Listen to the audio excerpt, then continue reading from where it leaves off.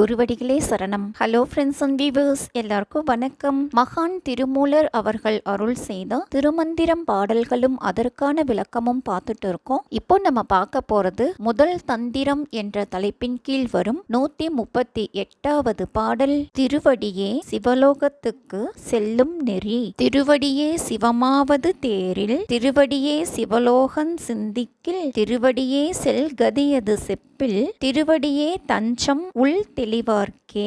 தேரில் அப்படின்னா ஆராயின், சிந்திக்கில் அப்படின்னா நினைத்து பார்த்தால், செல்கதி அப்படின்னா அடைவதற்கு உரிய நெறி, தஞ்சம் அப்படின்னா புகலிடம், ஆராய்ந்து பார்க்கின் ஒளியான திருவடியே சிவமாம், நினைத்து பார்த்தால் அந்த ஒளியே சிவன் உறையும் உலகமாகும். அதை சொல்ல போனால் அந்த ஒளியே சிவனை அடைவதற்கு உரிய நெறியாகும். உள்நோக்கு உடையார்க்கு ஒளியே புகழ் இடம் ஆகும் அப்படின்னு சொல்லியிருக்காருங்க. இதுதாங்க இந்த பாட்டோட பொருள்.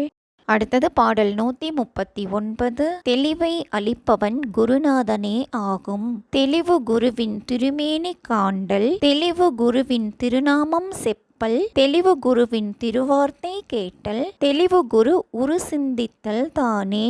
திருநாமம் அப்படின்னா குருநாதனின் பெயரான 5 எழுத்து. சிவகுருநாதனை பேரொளியாக சிரசின் மேல் காணுதல் தெளிவினை அளிக்கும். சிவகுருநாதனின் திருப்பெயரான 5 எழுத்தை ஓதுதல் தெளிவை தரும். அந்த குருநாதரின் உபதேசமான ஒளியை கேட்பது தெளிவை அளிக்கும். இனி சிவகுருநாதனின் திருமேனியை சிந்திப்பது மிகுந்த தெளிவை அளிக்கும் அப்படின்னு சொல்லி இருக்காருங்க. இதுதாங்க இந்த பாட்டோட பொருள்.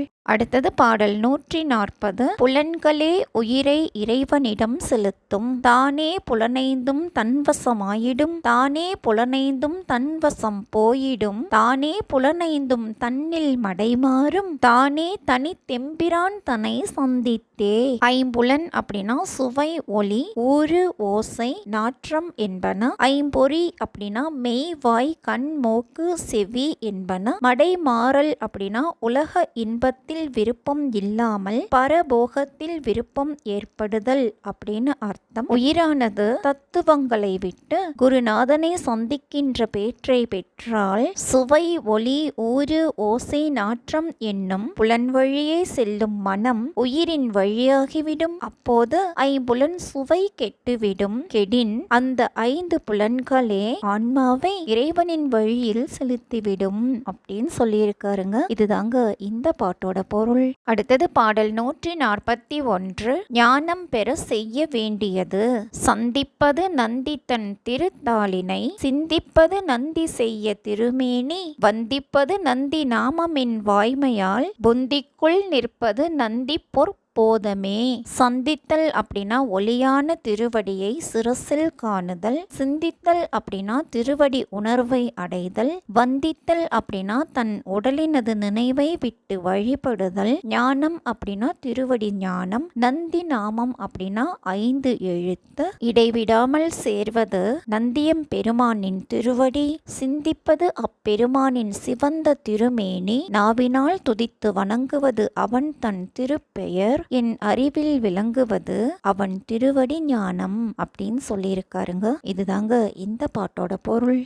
அடுத்தது பாடல் 142. குருநாதனின் உபதேசமே யாவும் போதம் தரும் எங்கள் புண்ணிய நந்தியை, போதம் தன்னில் வைத்து புண்ணியர் ஆயினார், நாதன் நடத்தால் நயனம் கலிகூற, வேதம் துதித்திட போய் அடைந்தார் விண்ணே.